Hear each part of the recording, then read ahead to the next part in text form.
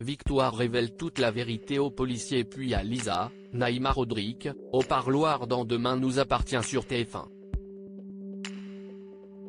La chimère en génétique permet à Victoire de comprendre que Benoît n'a pas le même ADN selon qu'il s'agisse d'un prélèvement de sa salive ou d'une prise de sang.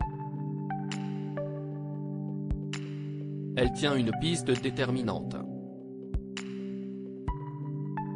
Benoît met des bâtons dans les roues des policiers sur TF1. Lisa est effondrée face à la révélation de sa cousine bien-aimée. Elle détenait la vérité depuis le début et regrette amèrement d'avoir séquestré le criminel. Cependant, Benoît a plus d'un tour dans son sac et est allé se plaindre au procureur Perrault. Ce dernier n'autorise donc pas une commission rogatoire afin de faire le prélèvement d'une goutte de sang. Georges et Sarah et le capitaine Saïd sont une nouvelle fois dans l'impasse. Pendant ce temps, Charlie s'incruste gentiment entre deux consultations du docteur Vernet.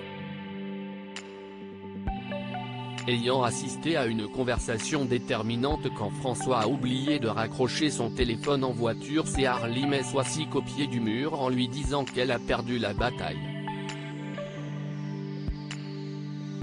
Swazik est livide face à sa grande rivale et montre tout à coup un autre visage. Au grand étonnement de Victoire, elle est d'accord avec elle sur le traitement d'un patient. Swazik propose d'amener Amel avec Adam et elle pour faire une randonnée dans la semaine. Plus tard, la gynécologue prend en charge toutes les gardes et autres imprévus du planning en prétextant ne pas avoir de vie sentimentale ni sexuelle.